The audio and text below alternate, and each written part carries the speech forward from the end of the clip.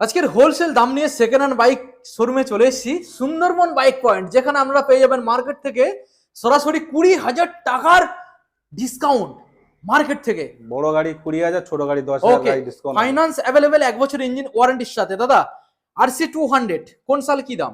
আছে 200 2023 এর গাড়ি আছে 130, 31। 2024 এর ভার্সন 4 হ্যাঁ, 145, ওকে নেক্সট। 2023 এর ভার্সন 4 140, 41 ডিউক 2020 125 ডিউক 78, 78।